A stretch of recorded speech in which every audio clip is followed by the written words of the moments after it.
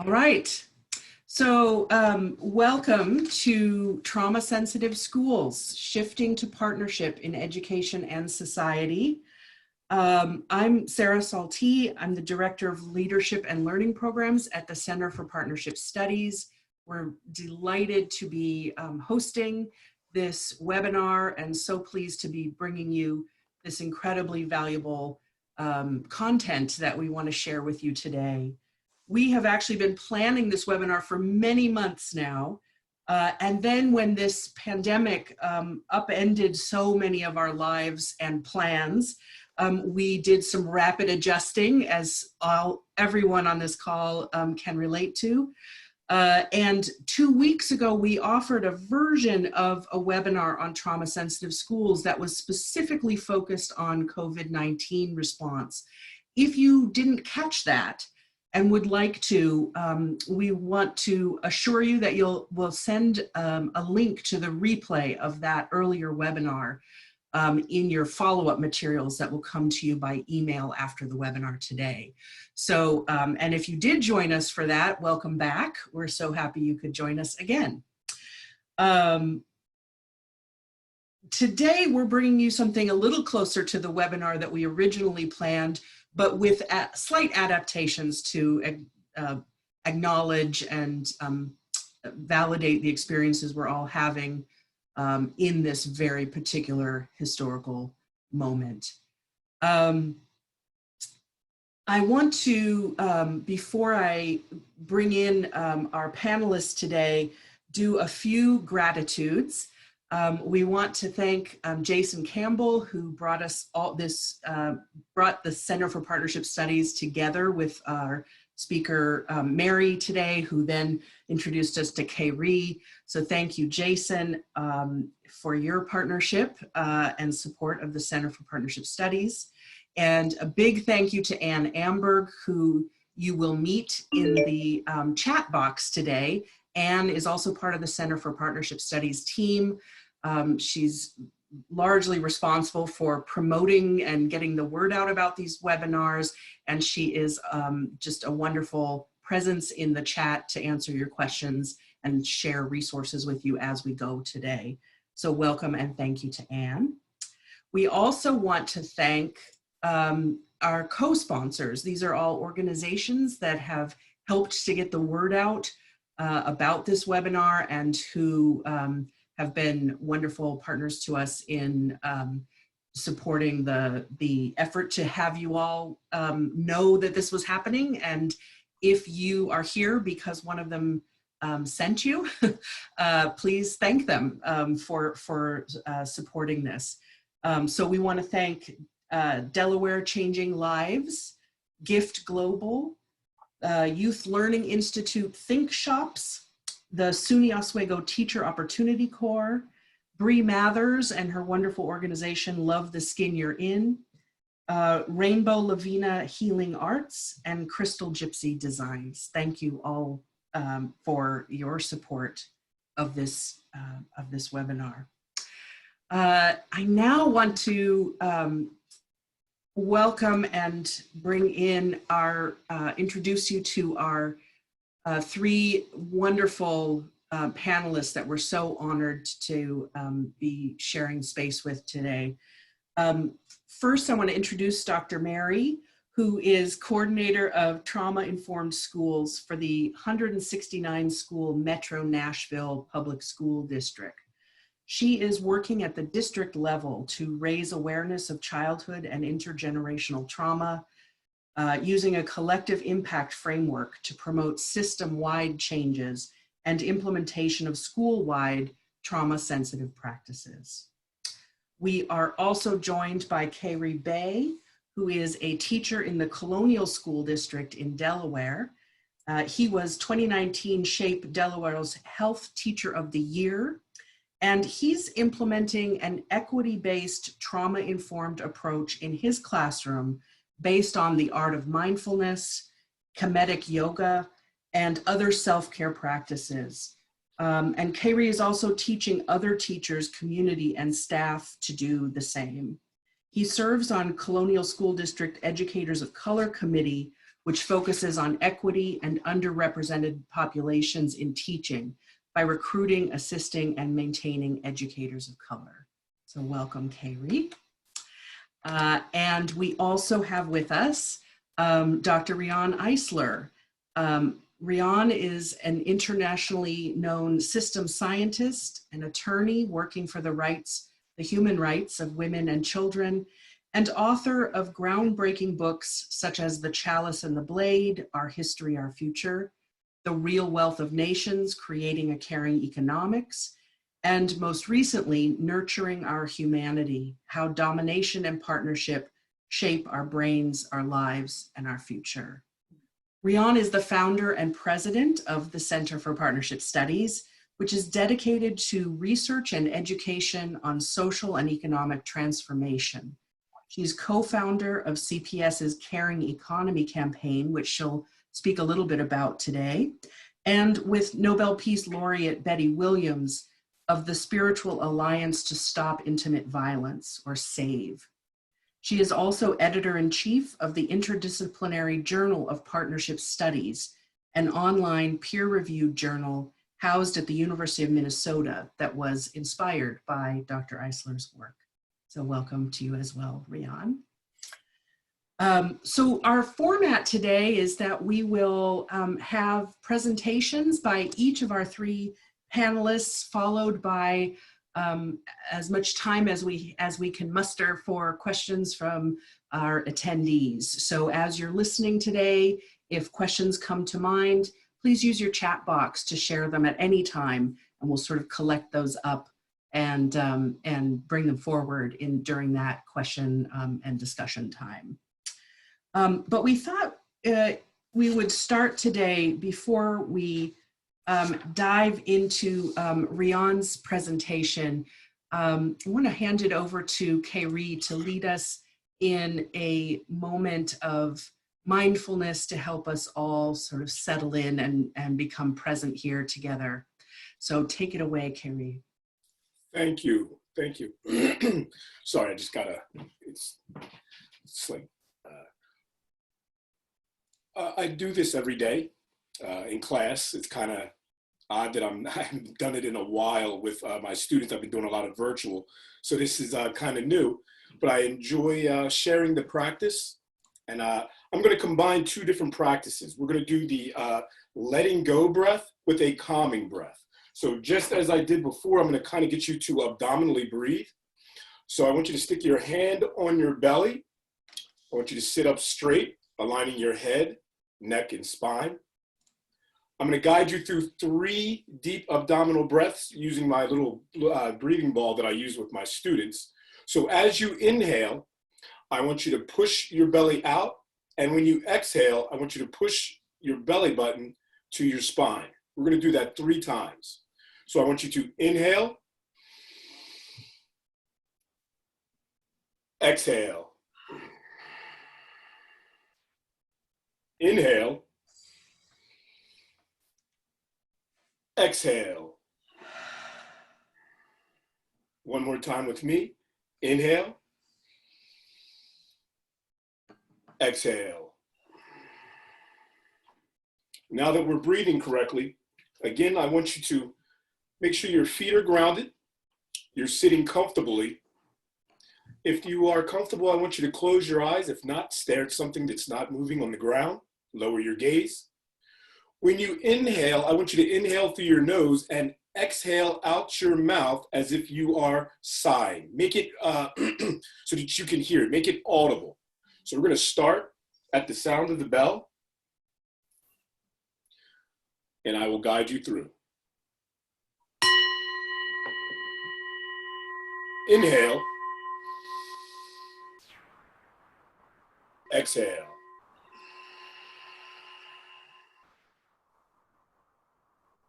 Inhale. Exhale. On your next inhale, I want you to raise your shoulders up as you inhale. And as you exhale, slowly lower your shoulders down and make it audible. Do that 3 times on your own. Inhale.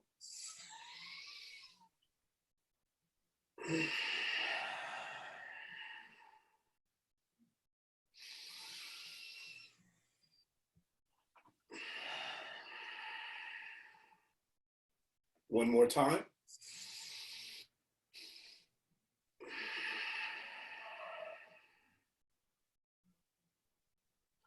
I'm going to ring the bell one more time.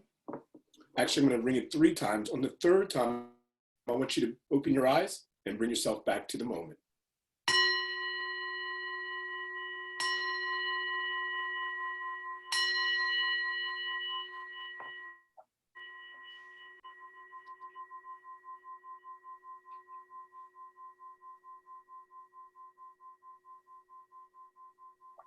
Take one last deep breath with me and hold it.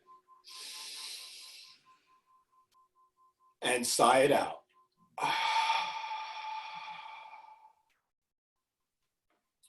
hope that brought a little bit of calm to your day. I know with all the all the news that's going on, the adjustment to being home, working from home, having your children and loved ones in such a small, close quarters there, it's a lot of stress. There's a lot of anxiety. And I hope this practice brought you a little bit of peace. And in the resources, there's a little bit of some spots that you can stop. We're offering some type of mindful guidance to teachers, educators, nurses, anyone that's really a caregiver out on the front lines right now, putting in that work. So, and I appreciate you all. Thank you so much, Khayree, for helping us begin on just the right note. Much appreciated. So we want to turn next to Riane, and Riane, give me just a moment to pull our slides back up and get to the right spot. And then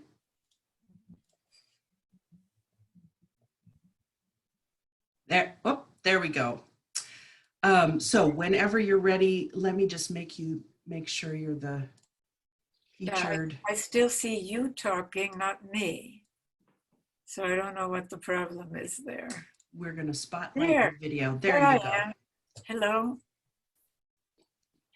Hello. So whenever you're ready, go ahead. I'm ready. Can you hear me? Yes, we can hear you. You can hear me. Well, good, yes. Because I don't want to talk to myself.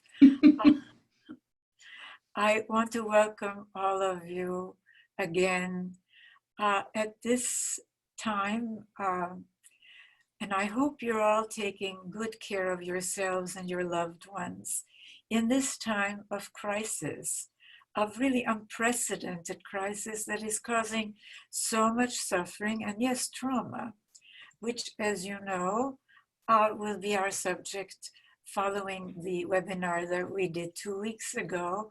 But the broader webinar that we had planned originally with, as Sara said, a few modifications. And I want to start by saying, as you see in that slide, yes, we know it's a time of crisis, but it's also a time of opportunity because we cannot go back to the old normal in which even before this time, so many children were traumatized. So many millions of children relied on schools for food, when in this wealthy nation, 1/5 of all children lived in poverty because of an unjust and unsustainable economic system, a system we have to fundamentally change. And precisely of this crisis, when our economic system is in shambles, we can, and I would suggest to you, we must work together to provide a blueprint for what I've called a caring economics of partnerism, which I'll briefly touch upon today. But I want to start, as advertised, with trauma. And the fact that, as you will hear from the wonderful 2 educators, on this webinar on trauma-sensitive schools hosted by the Center for Partnership Studies, trauma is finally getting the attention it deserves, not only as an individual issue, but as a systemic social issue. Because it is a systemic social issue worldwide. As you will hear from our speakers that follow me today, there is growing recognition that we must work together, not only to support children and everyone really in managing the effects of trauma, but also to create social norms and policies that help prevent trauma from being so prevalent in the first place. And I'm going to start by offering a social and economic context for what our speakers will be sharing with you, which is trauma-sensitive educations, as well as a technology for moving from domination to partnership at the foundational levels of childhood and, yes, gender. As those of you familiar with my work know, I have a great deal of passion for this work, and that passion is rooted in my own traumas as a child refugee with my parents, because we were blessed to be able to escape from Nazi Europe. So my life's work has been exploring what really is needed, what kind of social and economic and cultural system is needed to prevent so much insensitivity, cruelty, violence, which led me to connecting the dots. And this is really vital because it's not done in conventional studies, between matters, yes, that we've been taught to either ignore or marginalize, like parenting, like gender equity, like domestic violence. I mean, in this crisis, we are hearing how many children and women are trapped in traumatic, abusive situations. Between gender equity, parenting, domestic violence, and intimate relations on the one hand, and the so-called big picture that's in our headlines always about economics, politics, and so on.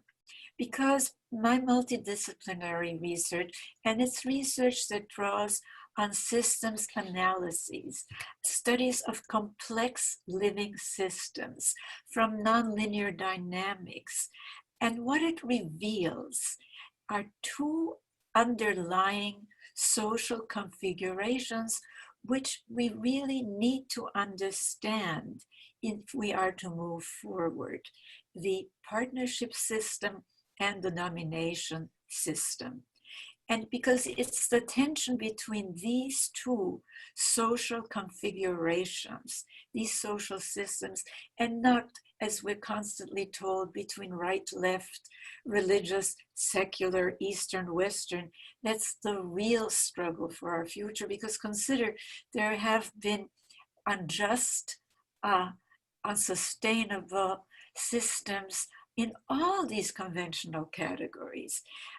Now, understanding the core configuration of these two systems makes it possible to recognize root causes of our challenges. And I should add that no society is a pure domination partnership system, but the lens, and this is a new lens, of the partnership and domination continuum, the social scale, makes it possible to see patterns, configurations, connections that are otherwise not visible.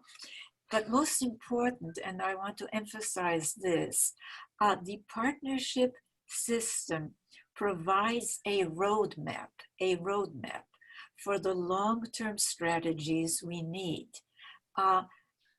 It shows that cultural transformation to a partnership world requires that we focus on things that we are not used to focusing on. And could you go back to the old slide, please? because I want to go through these for a moment. We're not used to thinking of systems that way, but you can have rigid hierarchies of domination in both the family and state, rigid gender stereotypes, men over women and, quote, masculinity, you know, the hard conquest, violence, right? And the soft, so-called feminine, caring, caregiving. You can have the devaluation of caregiving and of women in both right and left, in both religious and secular, in Eastern, Western. And yes, you can see violence in so many of these systems, from child and wife beating to warfare, which of course are needed to maintain these rankings. So these categories transcend the old thinking, but there is an alternative, and that's the partnership alternatives. I had to find names, to coin new names for these categories because we are not used to thinking that way. So what's the difference? In both the family and family, yes, family, which is not considered in most social analyses, both the family and the state, the governing values are linking and mutual respect and what I call hierarchies of actualization. I had to coin new words rather than domination. And if we have time, I'll get back to that. Gender. We're so used to thinking of gender as just a women's issue, right? Well, you know, it is a central social issue. First of all, the female and male forms are the two basic forms of humanity. And children learn early on in domination systems to think of women as the out group, right? And that's a mental map that then can translate to race, to religion, to ethnicity, to sexual orientation, and it does. But in the partnership system, you have gender partnership, and with it comes something very important in terms of the kind of economic and cultural values. The valuing of caring, caregiving, and nonviolence in women, men, and in social policy. And of course, the stories are different, and so is the language. But let's go to what I started to talk about, which is that the partnership system provides us a roadmap for the long-term strategies we need. It shows that cultural transformation to a partnership world, and you know, it's always going to be relative, but closer to the partnership side, requires to focus on 4 cornerstones, and they're interactive cornerstones. Childhood, that's so basic. Many of you as educators know what neuroscience now shows, that the degree to which our early lives are times of indoctrination to the punitive authoritarian dynamics of domination systems, or to the ethos of nonviolence, mutual respect, and caring that characterizes partnership system, makes a huge difference. And very often it is teachers that have to provide that partnership alternative, even though so much in our educational system is still top down. You know, it inherited from the domination system. Gender, as I said, what does it mean to be a woman or a man? What are we taught is feminine and masculine? It's basic. Economics, but a new way of structuring economics in which policies and practices recognize what neither capitalism nor socialist theory recognize: the foundational economic value of care and caregiving for human beings starting in early childhood and caring for our planet. You know, that keeping that clean and healthy home environment that we think of as women's work, right? But that also translates to the planet, doesn't it? And it's been devalued in our economic system. And third, what I mentioned before, narratives language. whether the stories we tell and the words we use reinforce domination or challenge domination and assert the normalcy and desirability of partnership. Now, my most recent book, Nurturing Our Humanity, which just came out with Oxford University Press, and I have a wonderful co-author in it, the anthropologist Douglas Fry, it shows something that is absolutely relevant to this session. Domination systems are trauma factories. And yes, this trauma is most severe for groups at the bottom of the domination pyramid. Children, women, members of racial and religious and sexual minorities, and other so-called outgroups. And of course, there's also trauma at the top of the pyramid because domination studies show, for example, extreme inequality, it creates stress even for the people on top. Now, neuroscience and human development research show something that I think many educators know today, that our brains are shaped by the interaction of genes and experience. So this old nature versus nurture controversy is pointless. It's the interaction, the gene expression. So that actually the structure of our brain, our neurobiology, is impacted, is directly impacted by family, but families don't arise in isolation from the larger social system, do they? So in Nazi Germany and Austria, where I was born, the ideal norm at the time that we had to flee the Nazis was a domination family. You know, authoritarian, highly punitive, rigidly male-dominated, the so-called traditional family that some people are trying here in this country to push us back to. Now, exposure in our earliest years to either domination or partnership relations and norms, I can't repeat this enough, impacts how our brains develop, because that is where, as you see in this slide, we first learn to, we observe and we experience, to either respect the rights of others, including ourselves actually, or where we first learn violence, cruelty, exploitation, oppression, prejudice as normal, even moral. Now, neuroscience also, however, shows something very, very important, which is emphasized in Nurturing Our Humanity. And this is hard science, quote unquote, that we're talking about, that contrary to both the story of original sin and the story of selfish genes, we are actually, as humans, wired for empathy and caring.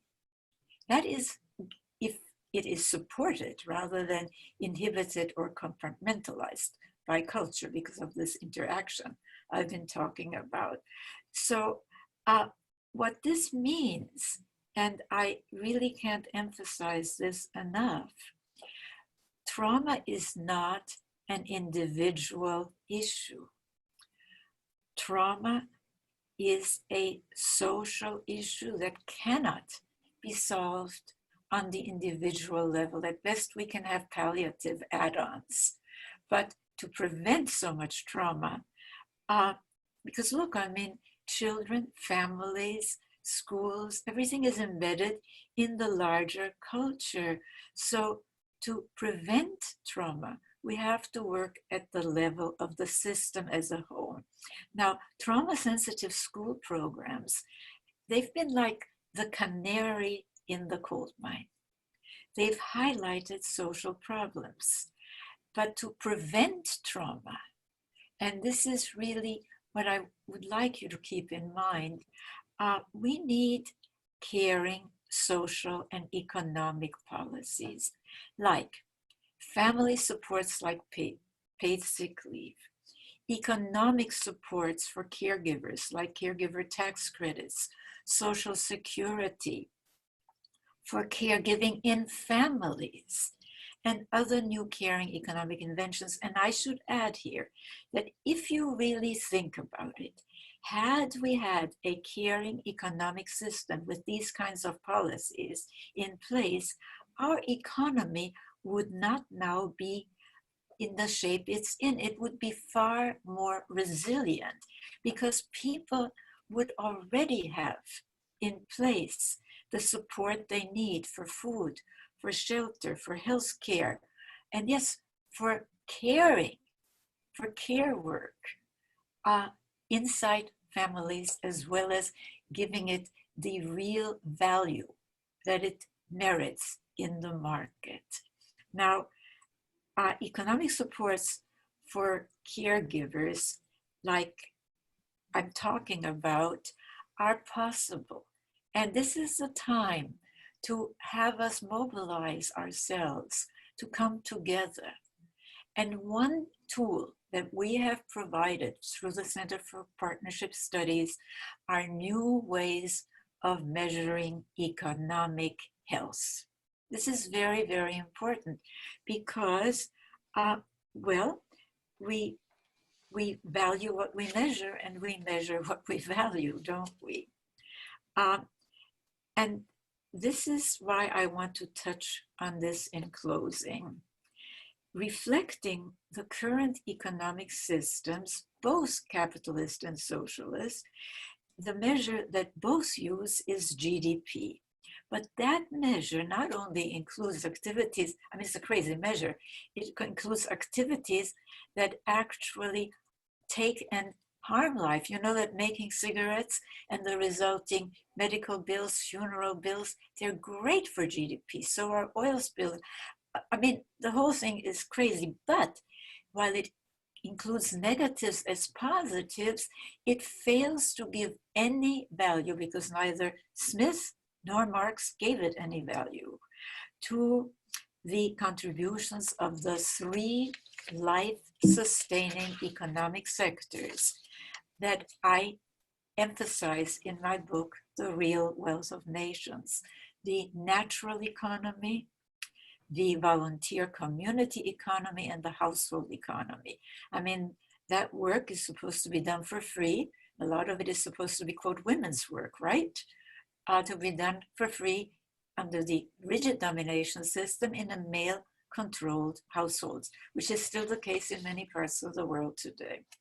Now, this is why we have developed social wealth economic indicators and why we're now condensing and updating them into a social wealth index, which will be one number that shows the economic return, because we have to start where people who control the resources are at. We have to show the economic value of government and business investments and the economic return from these investments in areas that actually produce better lives and greater well-being for families and communities.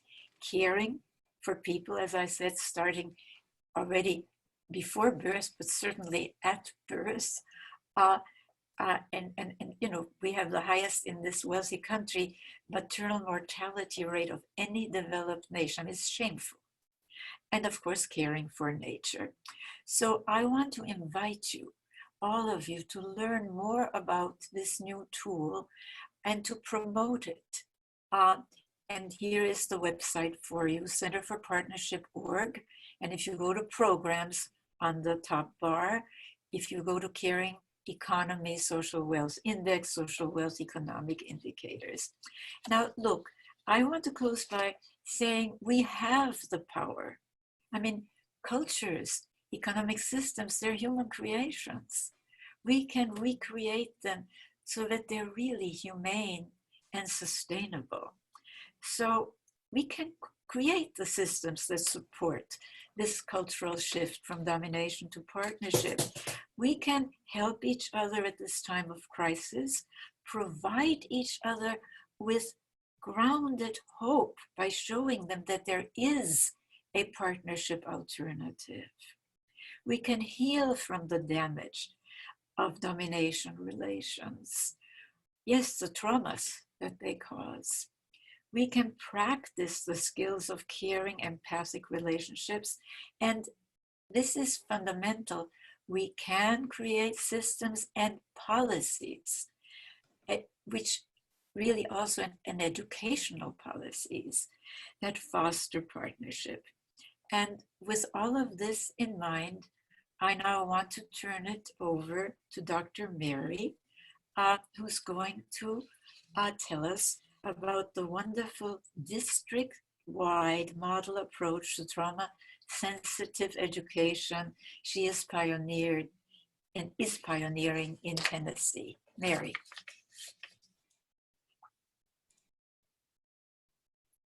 I can't hear you, Mary. Thank you so much, Riane. That's the perfect introduction to what I'd like to talk about. And I just want to say that I've been working to do this work for about 5 years in Metro Nashville Public Schools. Oh, hold on, I have to figure out my screen share. Here we go. Does that work? Can everyone see that now? Yes, Great. that looks great.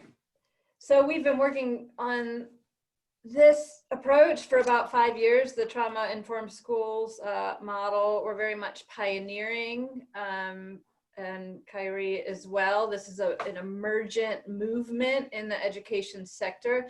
But when I was introduced to your work by a friend and colleague, Jason Campbell, who was mentioned earlier, it was such a perfect intersection. I was able to see immediately that the trauma-informed schools movement, philosophies, pedagogy fit beautifully in this model of moving away from domination to partnership. So historically in American education, and I think really for the most part worldwide, historically education is really built on a control and compliance mindset, which is a domination system where teachers power over very, very much top down. The trauma-informed work really moves towards, this caring and empathy, understanding students, meeting the needs of the whole child, moving teachers from the dominant, leaders in learning to more in a facilitator role where students are learning partners, and it's student-centered education where students really do the heavy lifting first, and student voice exceeds teacher voice. So I'll talk a lot more about that, of course, but really the domination to partnership framework is such a perfect match. So a friend and colleague of mine said to me the other day, in the midst of our current situation worldwide, wow, this is what you were preparing us for in training us about trauma and trauma-informed schools. And Riane, your canary in the coal mine analogy for the trauma-informed schools movement, I think is really spot on. So this is what we in my large system have been preparing for about 5 years now. The world has changed, and we're working to craft new ways to move forward. And we have a whole lot of work to do here in Metro Nashville Public Schools and in Tennessee for sure. We have our work cut out for us, but I feel that we are more equipped and more primed to be able to do that in a positive way because we've laid the foundation for this trauma-informed schools work. So this is a powerful time. I believe that our current situation in the world, in the country with the pandemic, is a strong opportunity to really shift the priorities of education. Of course, also the economic system, as Riane also mentioned. But I really think that as a result of this, we're going to have a lot more leverage going forward to change the way education looks, to change the way we schedule our school day, to change expectations of our educators and our students, and really focus much, much more on the whole child, because that's what these times are calling for. So before I jump right into it, really I'm going to spend my 15 minutes talking about the initiative, the project that I conceptualized, the work that I lead in the school district. So Metro Nashville Public Schools is amongst the 50th largest school districts in the country, so we're huge. We have about 86,000 students. Majority of students are considered economically disadvantaged. We have about a 76% economic disadvantage rate. We also have about 10,000, more than 10,000 staff. So we're like a city in and of ourselves in this huge school district that I'm privileged to serve. So some of you who are a little bit newer to this work might, a month ago, maybe not today, but a month ago may have asked, you know, why on earth is trauma an educational problem anyways? We're here to teach kids academics, reading, writing, and arithmetic, right?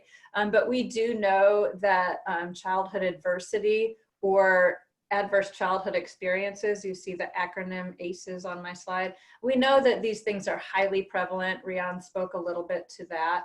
We know that childhood adversity absolutely can and does occur universally across all walks of life. Everything that, you know, traditionally has felt that we're different, like gender or socioeconomic status or religion or race, all of those things. Trauma can and does occur universally across all of us. However, the access to healing is not necessarily universal. We know that historically marginalized groups may be impacted in larger ways. We also know that different groups are impacted in unique ways. For example, in, you know, maybe in a more affluent home, maybe secrecy, privilege buys more secrecy as opposed to a more economically disadvantaged home. So it's not that it doesn't live there, it's just that the specific characteristics may be different. We also know that this is often an invisible epidemic. Right now today, it's quite visible. We can see what's happening in our world today and how it's impacting everyone. But the symptoms are often counterintuitive. So if we don't know what we're looking for, we might misunderstand what's happening. Before I leave this top point, especially on the second bullet around universal occurrence of trauma, I really want to reiterate something that I said a couple weeks ago in our last webinar. Equity is one of the most important things that we can consider right now. So the impacts of this pandemic, this current societal trauma, will not be experienced the same way for all kids. For many or some of our kids, they may feel like, well, they just had a great vacation, an extended summer vacation where they were, you know, in a house full of love, where they got, you know, exposed to lots of fun activities and more family time and, you know, got some time off school. Whereas in other households, kids may come out with some pretty intensive abuse or really, really hard experiences. So equity is really important as we consider universality, even though, you know, the current pandemic is going to impact everyone in a stressful way. It's not equal.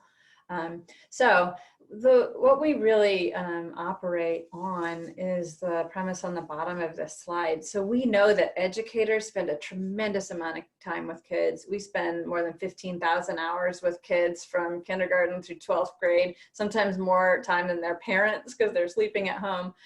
We know that educators have tremendous power to either you know, take kids and families who already have pretty distressing lives and further that distress, even re-traumatize in worst case settings with these models of domination and control and compliance.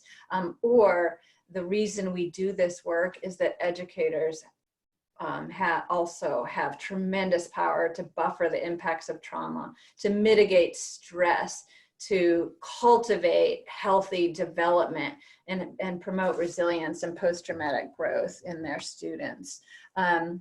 From the neurobiological science, which, you know, Riane talked about some, but it's outside of the scope to go into too deep. But if we could look at the brain, we would know what Dr. Mark Brackett from the Yale Center for Emotional Intelligence said. This is one of my favorite quotes, but he said, the neural pathways in the brain that deal with stress are the very same ones that are used for learning.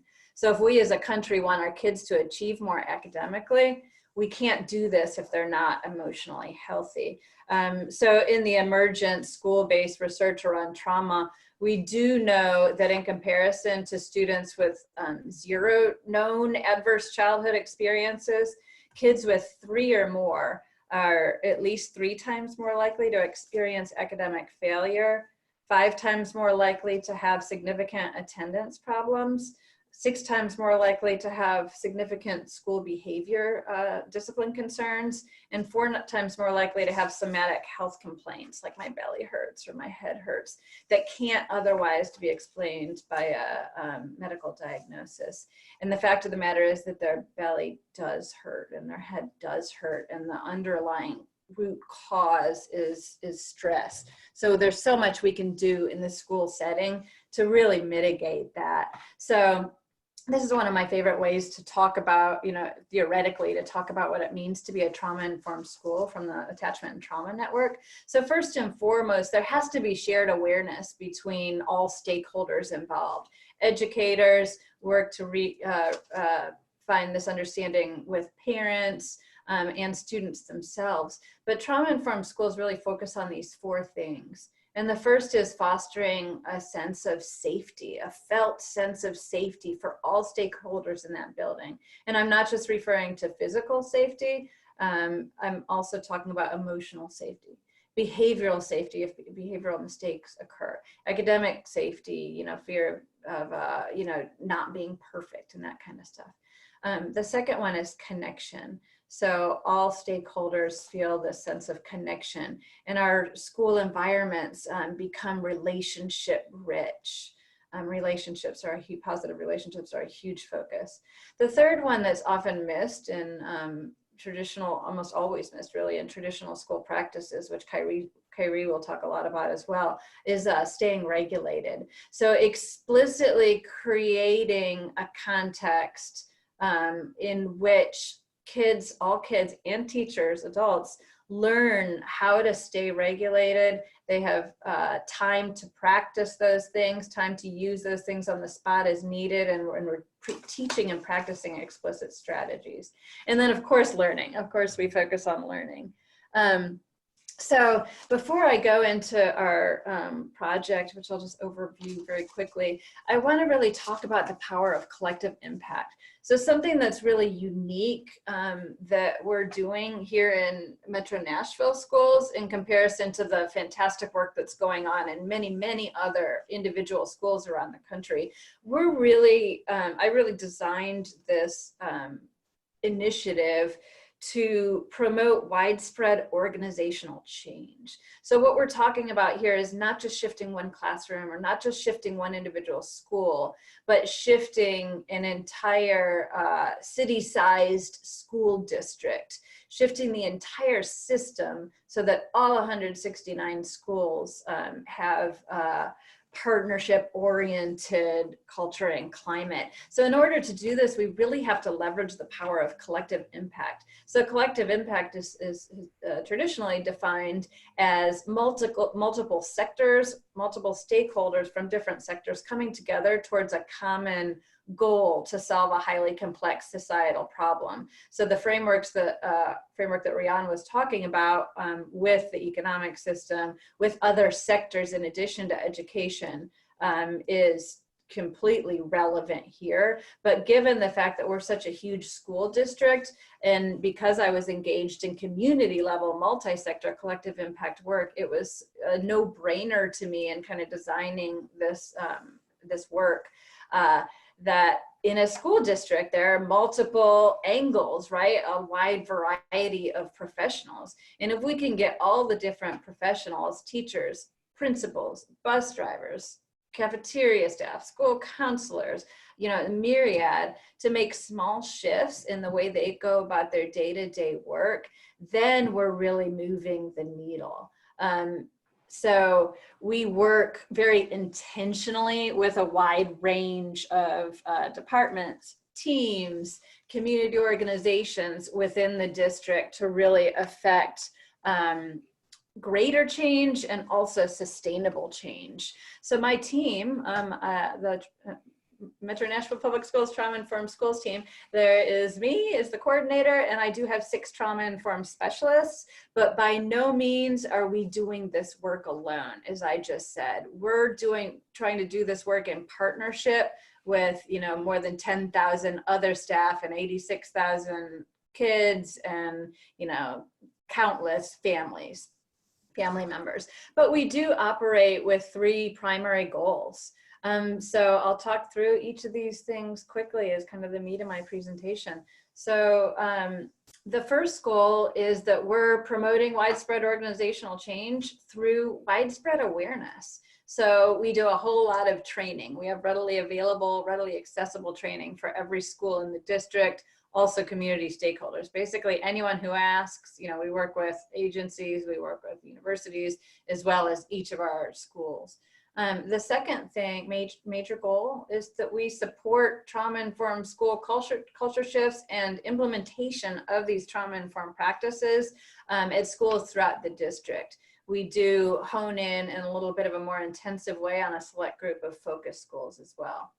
And then the third primary goal that shapes our work is called Handle with Care, which is a notification system that we implement district-wide. So I'll talk about that at the end.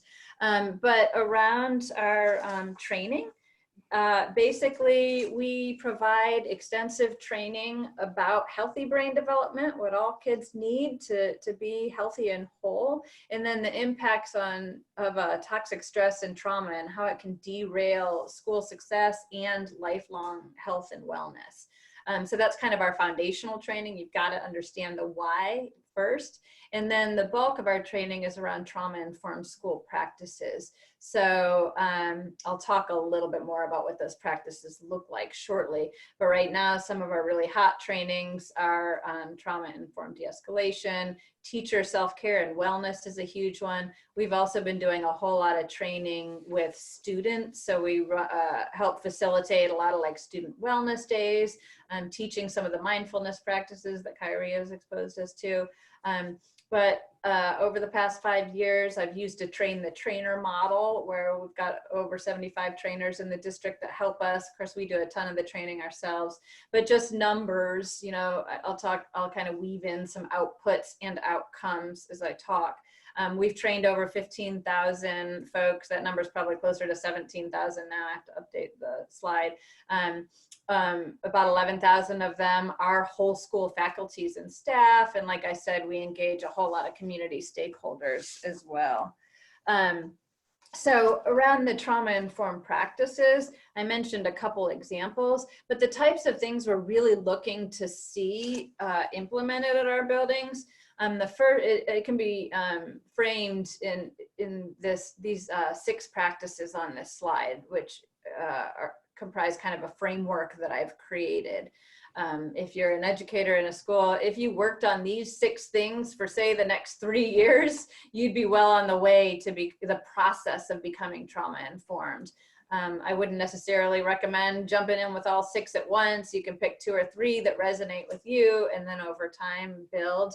But this is really a process, not an overnight, kind of canned intervention. So the first one is really focusing on safe, stable, nurturing relationships and environments, but giving teachers and educators strategies that really like turn positive relationships into a practical strategy. Because theoretically, we can talk about that all day long, but we really aim to give teachers very specific things to do to facilitate that. The second one is looking at our physical environment. So the image on this slide kind of shows a lower stress physical environment where we've muted the harsh fluorescent lights, or we've looked at the sound, we've looked at how overstimulating the decor is. So that's kind of an easier quick fix, is shifting the physical environment to be more trauma informed with calming colors and those kinds of things. The third one has kind of been mentioned and will be mentioned more, but this is really important. We really explicitly teach kids and teachers stress reduction practices, and then integrate the practice of those things into the daily school schedule. And now that we've explicitly taught some of these calming skills that help kids reduce their own stress, we've regularly practiced them so they have the skills in their repertoire. Now we move to number 4, which is carving out regulation spaces, commonly referred to as peace corners, in every classroom so that they can use those skills on the spot when they're feeling, you know, anxious or stressed out or mad or hangry or any of those things. And then the 5th one has to do with how we manage challenging behaviors when they occur, because behavior is very common in classrooms. And so we really aim to teach and equip teachers to respond to symptoms of stress and dysregulation versus punitively reacting to problem behavior. And then finally, the 6th one that has been just such a huge push over the last couple of years, and really is the most important part of this work. Number 6 includes systematic strategies and supports to help with adult self-care, to promote educator wellness, because it's so important that the adults have their needs met and are able to stay regulated themselves. So really the most important part of this work is an adult mindset shift and an adult ability to manage their own stress. So a lot of our training focuses around these 6 things.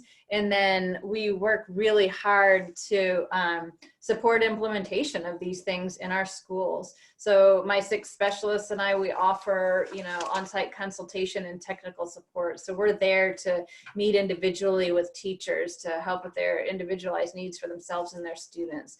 We'll observe students and attend meetings. We, of course, make recommendations and assist with safety plans.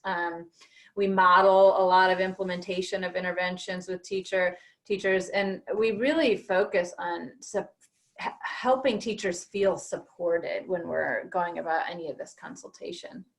And then we do hone in on a select group of focus schools. So it's evolved and shifted over the years.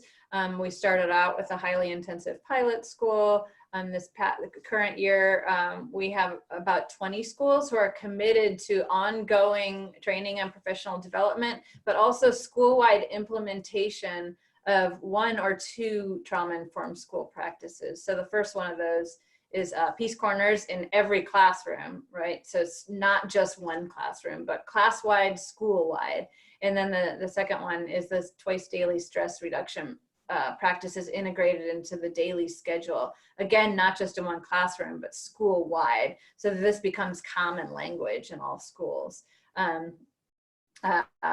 Side note, we distributed about 600 Peace Corner starter kits in the fall, and that's, I think, the 3rd year in a row that I did that. So I'm kind of known, or we're kind of known as the fidget tool lady, right? So the picture, the image on the bottom shows, like you saw Khayree at the beginning of the video, with a Hoverman sphere that helps assist with breathing. These are, you know, koosh balls and fidget tools, mindful coloring books, those kind of things to help equip peace corners to give kids skills to mitigate stress, as well as teachers, by the way. So I included a couple videos in the slide to illustrate these 2 things, peace corners and the twice daily stress reduction activities. Unfortunately, I don't have time to show the videos in the webinar right now, and I knew that that was going to be the case, but I wanted to include the links to these 2 videos in the slides because they'll be disseminated to you afterwards. And so I do hope that those of you that this resonates with, that would like to implement them in your setting, that you go back and view these videos. but I just wanted to give a testimonial from one particular principal. She wrote, Tulip Grove Elementary is in its 3rd year implementing school-wide peace corners. Students have really taken to this calming strategy. It's not only served as a de-escalation strategy to prevent behavior issues, but it has also served as a regulation strategy for students who are anxious. And parents have even commented to me about the value of peace corners. So I have a whole collection of testimonials like that show, and I'll share a couple more in a minute. Some outcomes, I do want to say it's really important that we also measure social emotional health and how kids feel. So if we say that we care about social emotional learning or trauma-informed practices and all we measure are academics, kids are going to know and teachers are going to know that we're lying. So we do, I don't want you to get too distracted by the writing on that slide, but many of our schools do also measure things like how their students report that they feel. For example, do you feel connected with an adult in this building? Or do you feel a sense of belongingness and acceptance at school? Many of our buildings actually ask kids that to hear from them, and that can drive the practices that we implement. We also do measure school culture and climate district-wide from the teacher perspective, the parent perspective, the student perspective. So we really do measure social emotional outcomes. This isn't just lip service, but we have found kind of a hard factual outcome. We have shown reductions in both office discipline referrals and out of school suspension. So that's pretty important for the positive operating of a school building, that when behavior problems occur, we're not so much handling it punitively as we're supporting in a more restorative approach to helping kids be successful. And then finally, the last main goal, the last main thing that we spend a lot of time on is a program called Handle with Care. So I partner with the Metro Nashville Police Department. By the way, this program comes out of West Virginia. It's a systematic notification system, so we got it from them. But on a daily basis, essentially, the police department notifies me and my team of any school-age child in our county who has been a witness to or a victim of a potentially traumatic incident outside of school that results in police involvement.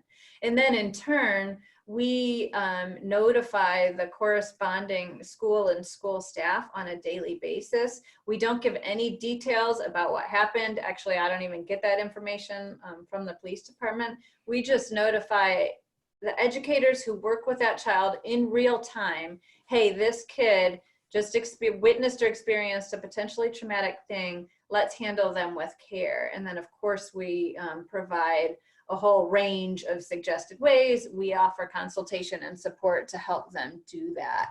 So one example of that, this is a high school principal that wrote and said, I just wanted to say thank you for having your team send us the Handle with Care notices. It's been surprising how many times we've been able to help a student or a family as a result of our gentle follow-up after getting the email. And it's just a check-in. They don't say, hey, we know something happened. They just say, hey, are you okay? So last week, a student from a non-native country let us know about tension in the home that led to a domestic dispute. This is over his father sending most of his earnings back to their country of origin to care for those left behind, leaving the family here often without enough food or resources. The social worker was able to respond right away and help pair that family with the resources they needed. And she said, we would have never known about this if it weren't for the notice. Please keep up the good work. So this notification system is really helping real people in real time, not only supporting emotional health and mitigating stress, but also connecting with real physical resources as they need it. So just real quick, some numbers. The first year that we implemented Handle with Care in the district, we had over 2,500 Handle with Care notifications. Last year, we had over 2,800. This school year to date, as it stands today, we're still getting them, still got them today, even in the midst of what's happening, we're over 2,900. So our numbers are sky high. I just wanted to end with a couple testimonials really quick, so you could hear from some more educator voices, not just my own, but one in regards to the whole trauma-informed schools approach, the 6 strategies, or the other things I've talked about. This principal, I've worked with him across 2 different schools that he's been the principal of. He wrote, learning about trauma-informed practices has changed the direction of 2 schools I've served. We've religiously implemented peace corners and seen the effectiveness instantly. Students are more aware of their feelings and able to identify when they're about to flip their lid. They're able to use the peace corner in each room to identify their feelings and self-regulate with strategy options that are most effective for them. Our teachers have become more aware of how their own trauma and stress affects the way they lead students, and how self-care is so important in one of the most challenging occupations. And from this middle school, they really honed in on both student and adult wellness. The SEL specialist at this particular school said, our administrators prioritize both teacher and student well-being. They encourage people to take care of themselves and have built a school community where everyone feels comfortable asking for help, advice, and support. Then the next teacher, a 5th grade teacher, talks about her students. She says, one thing I'm so impressed by is the students' ability to name the stressors they're feeling. This is something that even adults struggle with. They're able to identify exactly what is causing them stress and then match it to a pre-taught emotional management strategy to help them calm down. It's exciting for me to watch them work through these emotions in productive ways. And then perhaps my favorite quote, because he's really getting into the adult wellness and the adult capacity piece. He said, I've been amazed at how the MEGS SEL initiative, and it's a Trauma-Informed Schools initiative as well, aimed at helping students identify and manage stress, has become an important life skill for the adults in our building to embrace as well. All of my student testimonials were in my office and were kind of prohibited from going to the Board of Education right now. So I couldn't provide a specific student testimonial, but when we host these student wellness days where we provide a lot of training or just facilitation with students, they are chomping at the bit for more, and they say things like, wow, nobody's ever really talked to me about how I felt about these things before, or I want more of this. Can we please do more of this? So I really think that this can help guide the direction we're going. So I'm gonna wrap up here, but I think going forward, because everyone in our society now has been impacted by a brand new trauma. Really, everyone has at least one trauma over the course of the last month. And many, many people in our world will have many, because some of the social effects of this pandemic might lead to increased, substance abuse, increased domestic violence, increased abuse, those kind of things. But really going forward, everyone's going to be able to relate to what trauma and toxic stress feel like. And I think that gives us a powerful opportunity to really use these times to create the partnership education systems Riane was talking about. So collective trauma is something that none of us wanted. And I sure wish that we weren't the canary in the coal mine. I wish that we weren't preparing for what we now have upon us now. But collective trauma can also lead to collective connection, increased collective caring and empathy, increased compassion, increased capacity in knowing how vitally needed it is to hold one another up, to help one another make positive meaning, help kids be resilient, and be more empowered to use these times to grow stronger and create more meaningful ways of living. So our work will begin, continue, and end with fostering resilience and empowerment. And that's what the trauma-informed movement's all about. So I'm so excited to now turn it over to Khayree, where he's going to talk about what this work has looked like on the ground in his classroom. Thank you, Mary and Riane and Sara. I am on. Good. Okay. I'm going to kind of go over what it looks like. Like Mary says, she's showing you from a perspective a little bit bigger than ours. I am part of probably one of the largest school districts in Delaware, Colonial School District. We're out there responding to the needs of the community right now. We have a feeding program going on. We're making sure that they have meals over the weekend. Our school was already a 1-for-1, so most of our students have a laptop, a Chromebook, and we've gotten out, I'd say 2/3, if not more, of all our students now are equipped with some type of device. We're working on that equity piece because we are just like Mary's district. We are a underserved community, a red line community historically. And I also want to back up what Mary says. A lot of our kids, they've been living in trauma for a while. And this is just going to add to the pressures, anxieties, and stress that they deal with. And as an educator, I know every day I'm dealing with the secondary trauma of what these students are going through in their neighborhoods. My wife's school is going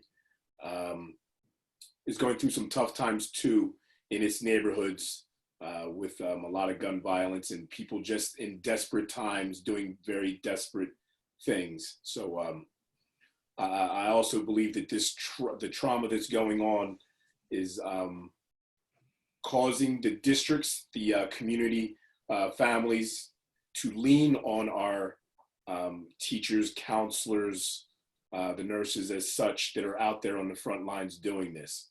So I'm going to kind of get away from the slides and I'm going to show you kind of what it looks like and what we've done in our school. About 4 years ago, I was given the opportunity to kind of implement a equity-based, trauma-informed, and poverty-informed class. I was a health teacher at that time. I had built up a very good relationship with the community. I have a lot of family in the community, so it was kind of easy for me to do. A lot of the kids, they just don't see me as a teacher. I'm probably called Mr. Bey less than anything else. I'm probably called Dad and Uncle and Pop because of what what's missing in a lot of these kids' lives. So I really bank and hang my hat on being very keen on relationships. Before you can educate a child, you have to meet them where they're at. And our kids are coming to school after dealing with trauma. So you're dealing with a child that is now coming in for food, clothing, and shelter, which they may not be receiving back at home. And I make it a point to check in with them. I'm going to go through some of my slides, which are pictures from my class. But as I was saying, I was given this opportunity by my principal all the way up to my superintendent. And who's now our superintendent, he was also very key in giving me this opportunity and also giving our children the opportunity to be exposed because they are not exposed to these type of practices. Where they're from, a lot of them have never left their neighborhoods. You're not going to see a lot of yoga studios or places where that they can go and get some type of positive serve in return from someone. So this is something very important to me, and I really wanted to make sure that this was something that was given to our population of students at Colonial School District. I'm going to kick it over to sharing my screen here. And I believe we're up, right? Yep. Right. Now, this was my idea when I was first given the opportunity is I wanted to create a mind-body fit club and incorporate the health curriculum with it. So I wanted them to understand nutrition, decision-making, all the typical the rigor that would go along with health and PE or any of the other subjects that are out there in the core. So from there, I wanted to make sure that our kids had some type of self-regulation type skills. So I wanted to teach them how to regulate themselves when they come from these different neighborhoods and communities where they are definitely flipping their lid. So one of the first things that I wanted to do was get them in a place, hold on, let me scroll to the first one here. This was something that I came up with for our students to create some type of self-regulation skills, and it's called a McCullough staff breath. And what I wanted them to do, because a lot of our kids, they are quick to go to physical violence to handle the smallest issue. If it's somebody stepping on their shoes, because I mean, that may be the only pair that they get for that school year until maybe a birthday or Christmas may come up, and then all of a sudden they may get something else. So they are very territorial on who they hang with and how they present themselves. So one of the first things I wanted them to do was find a self-regulation technique, and I came up with the staff breath. And that meant stop, take a breath, analyze the situation, focus on a positive future with you in it. And it's something that they were taught at the beginning of their, when they first come into my class. So also when they first come into the class, they are given, they walk into the room. I want them to kind of identify where they are physically. So when they first come in, I kind of made an emoji board there. You can also see I have the salt lamp there. They come in, they check off where they are as they come in. Other students are able to see exactly where the class is kind of looking at, feeling at. Sometimes we have 8th graders come down, something has happened upstairs, and you'll come in and you'll see that they're in a high arousal. So I kind of know where to meet them at as they're coming in.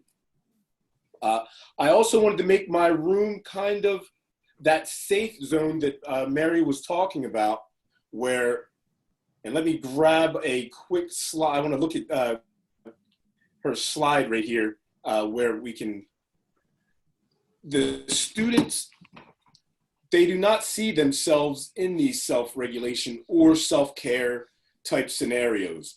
It's something foreign to them. So as I created my room and created a safe space, as you can see, I have different things that I use. There's choice seating, where not all children are going to sit at a table there. If you can see on the slide, I don't know if I can point to it, but some of the chairs have the therapy straps. So some of the kids that are a little bit fidgety, they kick at those. I also have yoga balls that some kids kind of sit on that don't want to sit in the traditional chairs. I also have, there's a little red, so like a wobble seat for some of our kids that are on different spectrums there. I also wanted to make the things in the room match the population of students that we have. So as you can see, even with teaching them the flip your lid hand gesture, I kind of made an interactive smartboard, interactive word wall rather, where the kids, as we learn different things, I teach them the growth and fixed mindset, which also goes along with how I teach them are you listening to your inner coach or are you listening to your inner critic? And it kind of places them in the opportunity to make that choice, where you can choose your response instead of reacting to the outside forces. And that brings me to another portion of the word wall, where I'm also giving them the beginnings, or I like to call it an intro to MBSR, mindfulness-based stress relief. And with that, since I deal in middle school, these guys are a little bit different than when I'm in the elementary, when I travel to some of the elementaries in our district, where you can get them with the body movement, you can maybe play the bell. They're a little bit more receptive to come in there at that age. My middle schoolers do not see this as something that they feel as if they are a part of. So for me, being from that community, looking like them, it gives them someone to go, hey, this is possible for me. It's pretty funny. I have one of my students, they used to call me the anti-vax soccer mom, because they couldn't see me being an African-American male being into yoga or the mindfulness. So they're like, only anti-vax soccer moms practice yoga or have salt lamps or diffusers. So again, it's something that I think my district is getting right, is we are starting to bring in more teachers of color, teachers from Latino backgrounds to kind of match the population that we are dealing in. And that's where the equity piece goes on, because I get a lot of kids who would have never went down this path. And I think at first my idea was I didn't even want to do what you see me doing now. I had no plans on teaching adults. I was like, this was for the kids only. But as I journeyed through this, you see teachers are going through secondary trauma, and they need that, they need the self-regulation skills also to deal with what they're dealing with these students. And I think Mary really hit on it, was as our districts, as our nation and the school districts start to follow this trauma-informed script here, they're gonna see that you have to take care of your teachers. They are on the front lines there, and it's almost as if they've been trained for the skill set of being an educator, but they were not taught how to deal with the children that they are now receiving. And me coming into education late, my wife has been teaching about 23, 24 years. When I got into teaching about 8 years ago, it was not the same schools that I had been to as a child myself. And I'm not saying that as a bad thing. I think that's a good thing, because we need to start changing with the needs and demands that are coming. No different than what we're doing now with this pandemic. You have to meet the students where they're at. And I think as administrators, as coaches, as district people, DOEs, you have to also meet the educator where they're at, because not everyone's equipped to deal with the students that they are dealing with now. And I think, again, because of what we have going with this pandemic, the light has been shined on the work of people like Mary and Riane and all the other champions that are out there that I get a chance to work with, from DOE to DSEA to even Holistic Life Foundation. These guys have been putting in great work and giving out great resources. I know we're getting short on time, so I also want to make sure that I get a chance to show you some of the highlights that we're doing here. So let me start from the beginning. Again, this is my class. As I said, a very diverse bunch. We also have elementary students in schools that are brought to my school. Now, I've done something with our planetarium that has gotten me a lot of publicity, is that I do mindfulness in a planetarium. They trained me a couple years ago, and my thought was, how can I implement what I do in a planetarium? I'm the health teacher. I'm not the science teacher or the astronomy teacher. And I figured that I was going to take my kids in there. A lot of them don't get a chance to go and look at the stars. And I take them in there, we dim the lights, and I speed it up a little bit, and they watch the stars. But some of them, I do get to close their eyes, and we do about a 10 to 15 minute body scan with them. As time has gone on, I've also done this with staff, because again, the staff is dealing with secondary trauma. And I was noticing that on twice a month on Fridays, after some tough weeks there that we were going through, I offered a meditation to our staff. And from there, it took me on to the, and I'm going to scroll through these as I'm talking here. This is the great staff. And when I tell the students, the first staff that I want them to rely on is that stop, take a breath, analyze the situation, and focus on a positive future. But I also wanted them to identify a trusted staff member that they could go to. And if they didn't have one, I would gladly be that person. And if you go to my school, there's many people would tell you, I reach out to the kids a lot. There's a lot of teachers that when children are in their tough moments, they send them to me to kind of de-escalate or help them get some regulation skills. So I want to give a shout out to a lot of great teachers in my district and in Delaware that are doing a great job in the trauma-informed care.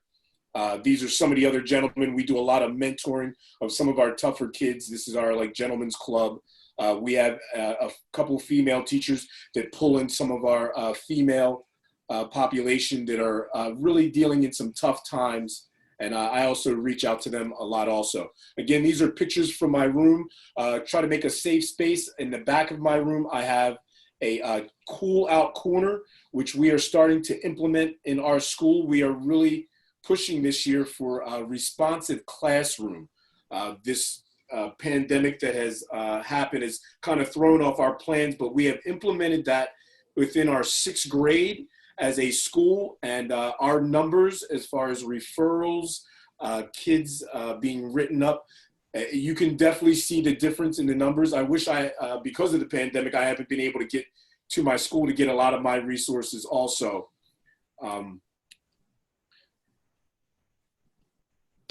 Again, here's some of the tools that I use in my classroom to make it a least restrictive.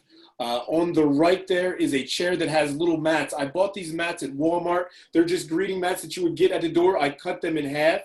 And some kids, when they first come in, it was kind of me tricking them into getting them on the mats in the back to do yoga.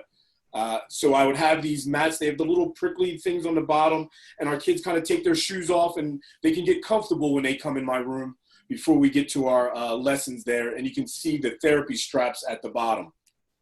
Again, this is the back of my room, and if you could see, I don't know if it's possible, but a lot of the pictures on the wall are kids, people of all different races and sizes, because I didn't want it to exclude any child. I wanted them to see themselves in this practice, and I wanted them to be able to take this practice home. Again, here's our planetarium. I had it set up right before the pandemic happened. I was going to be doing a session in there with our 6th graders.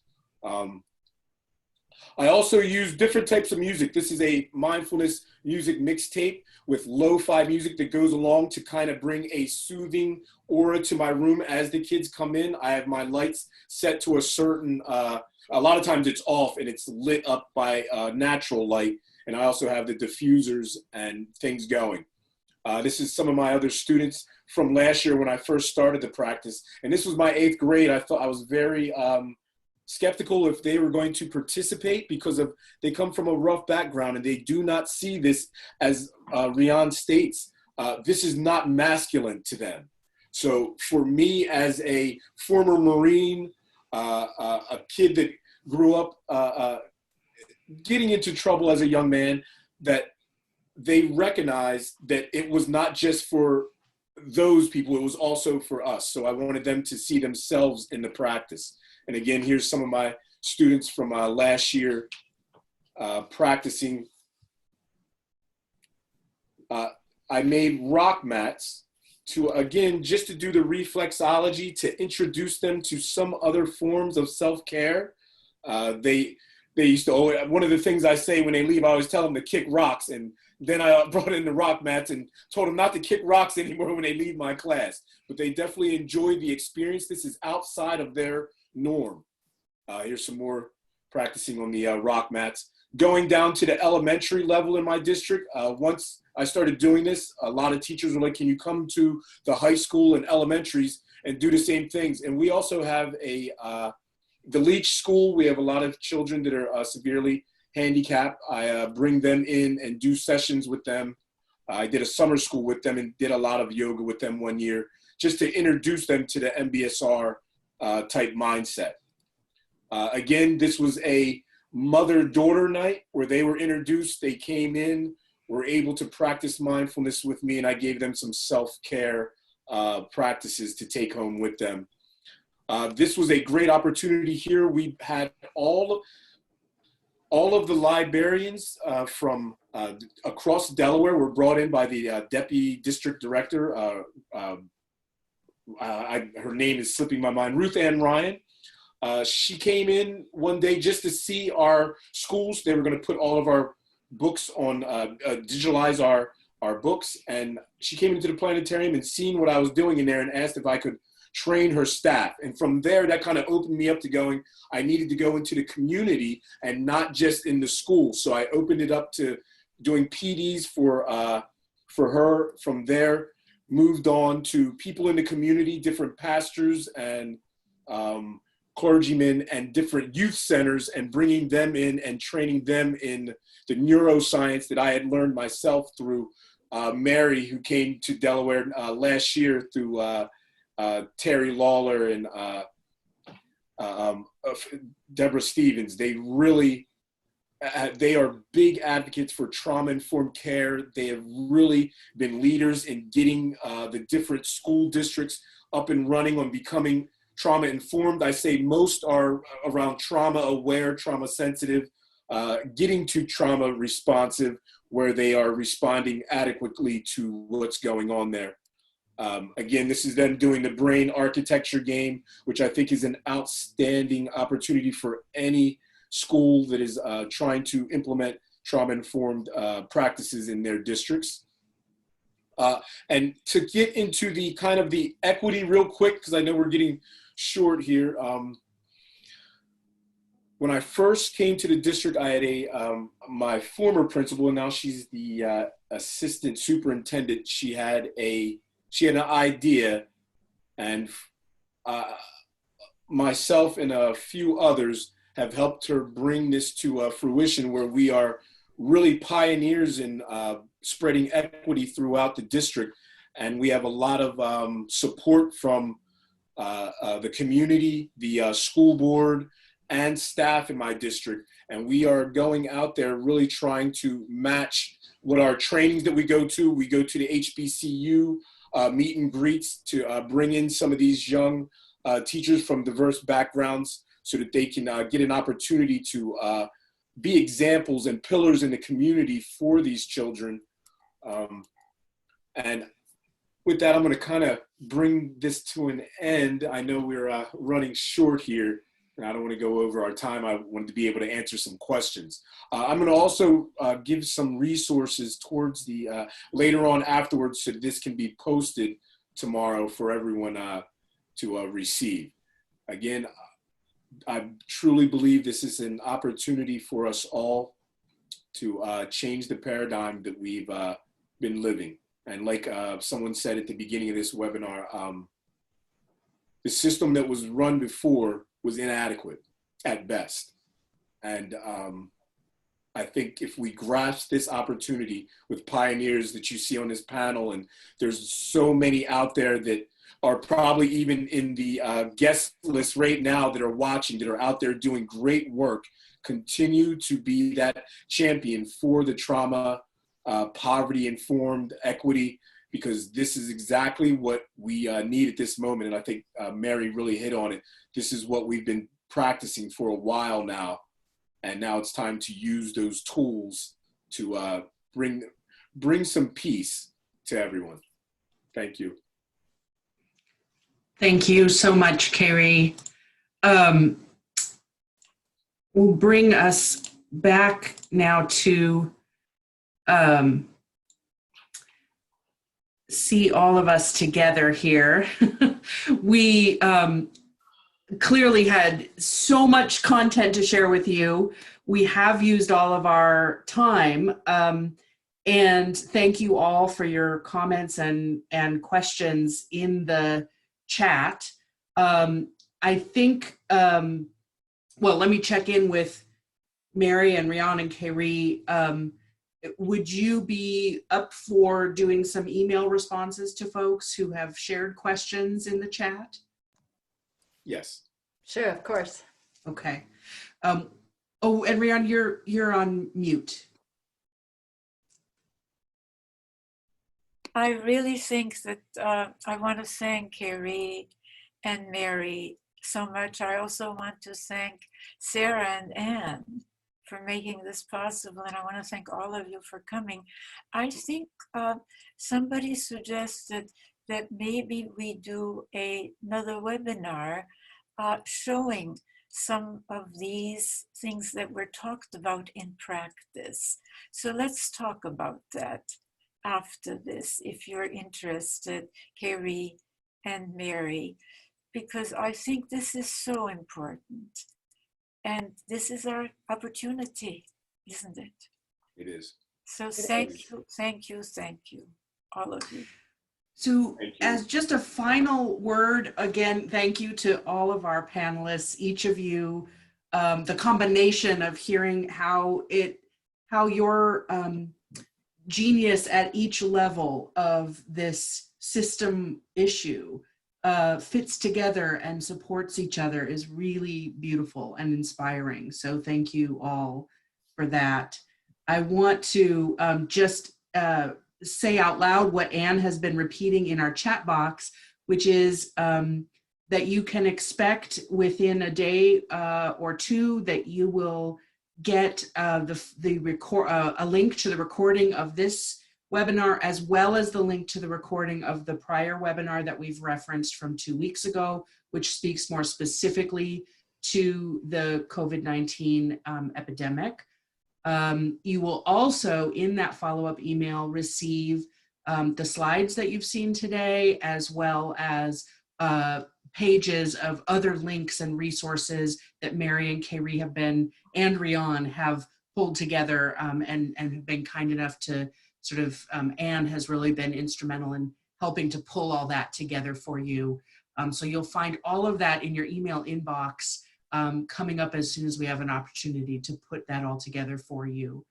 And we thank you again for being with us today and for all of the really good work that you are doing in the world now and always. So be well, everyone. Be well. Thank you, everyone. Thank you. Be well. Be well. And we'll see you. We'll see you again. That's right. Stay tuned. Stay safe and healthy, everyone. Yes, do take good care of yourselves. And we're all in this together. So no, we're here. We're out there rooting for you.